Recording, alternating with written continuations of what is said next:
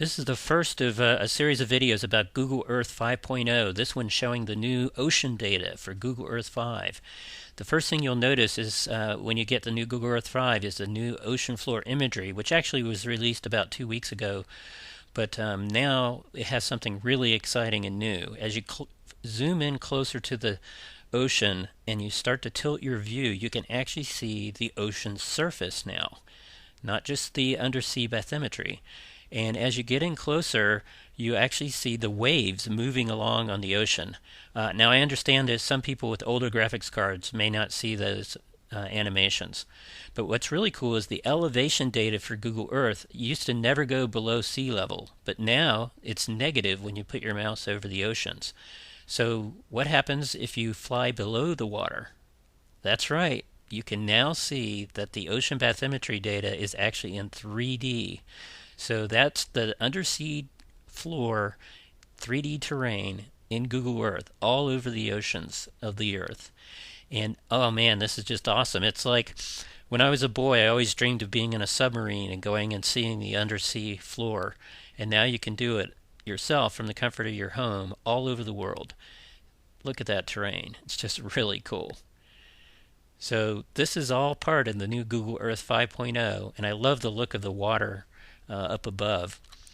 So let's look at something different. I'm going to take a view of the bathymetry and show it to you without the ocean surface, and we'll make it even more apparent by exaggerating the elevation.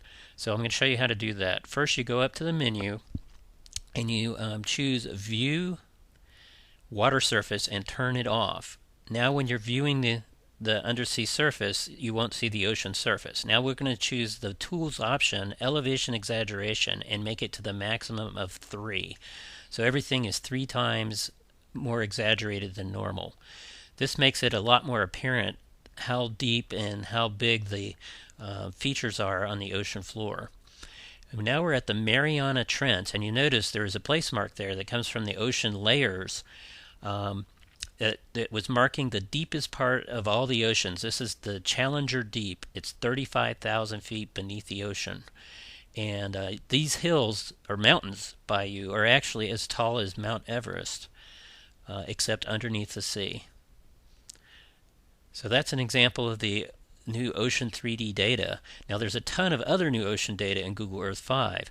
There are layers called under the Ocean Layer folder on your lower left in Google Earth. You can turn all these on, as in there's a ton of ocean information, environmental information about the ocean. In this picture you're seeing a GPS track of a great white shark.